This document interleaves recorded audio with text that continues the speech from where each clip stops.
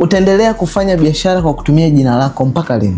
Ngoja nikwambie kitu kimoja. Ukishafika mauzo kuanzia milioni 100 kwa mwaka kwenye biashara yako, definitely wanakulazimisha utoke kwenye kufanya biashara kwa udogo kama mtoto mdogo, ufanye biashara kama mtu mzima. Kwa namaanisha nini kusema mtoto mdogo kuja mtu mzima? Ukiamua kufanya biashara, tunategemea unakuwa na malengo, vision na sehemu fulani unatamani kufika kwa ukubwa. Unapoanza kufanya biashara, lazima uhakikishe unaweka misingi imara juu ya ni kwa namna gani unafanya biashara, ili kukabiliana na masuala ya kodi, uwajibishwaji pamoja na uendeshaji wa biashara kwa ujumla. Sasa ukiwa umejitengenezea muundo maalum wa kuweza kufanya biashara na kuweza kuhakikisha haya yote yanaingia kwenye muundo wako sahihi, definitely unakuwa kwenye mazingira sahihi ya kunufaika na mambo unayopaswa kunufaika kama mfanyabiashara. So ukijifanya unatumia jina lako kufanya biashara, ukafika stage umefika milioni 100 kwa mwaka kwenye mzunguko wako wa biashara, definitely unatoka kuwa mfanyabiashara mdogo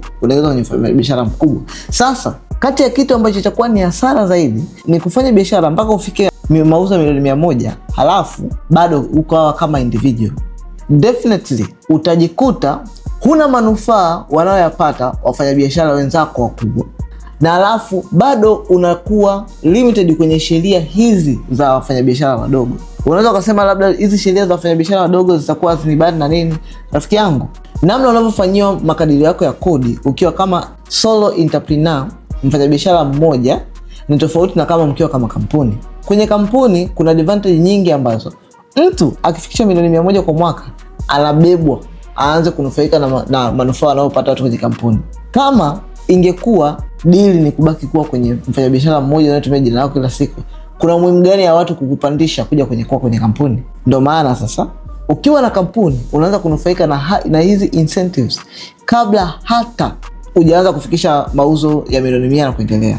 Ili uepukane na haya mambo, ni bora moja kwa moja sasa hivi uachane na kuendesha biashara yako kwa kutumia jina lako binafsi kuja kwa kutumia kampuni. Na utanufaika vipi na swala la kuwa na kampuni kwenye masuala ya kikodi? Moja, baada ya kwenda kuwafanyia assessment na afisa TRA, unajifanyia assessment mwenyewe ukiwa nyumbani kwako umetulia. Kwa hiyo hii ni advantage ya kwanza. Advantage ya pili, kuna kitu kinaitwa financial annual report. Hii kinafanyika mwishoni mwa mwaka kwa kampuni. Kwa biashara unafanyiwa mwanzoni mwa mwaka na unapigiwa hesabu za mwaka mzima utalipa kiasi gani. Vipi ikatokea ukashindwa kukifikia kile kiwango hapa katikati? Hakuna remedy yoyote utakayopata ukiwa kama mtu mwenye jina binafsi. Ila ukiwa na kampuni, financial annual report inafanyika mwisho wa mwaka. Haya mambo ya katikati hapa, sisi nilishindwa, nilifanyaje, haya hayakuhusu tena. Haulipi chochote ukiwa na kampuni kama hujaingiza faida kwenye kampuni yako kwa mwaka mzima. Hii hauwezi kuipata ukiwa kwenye solo proprietor.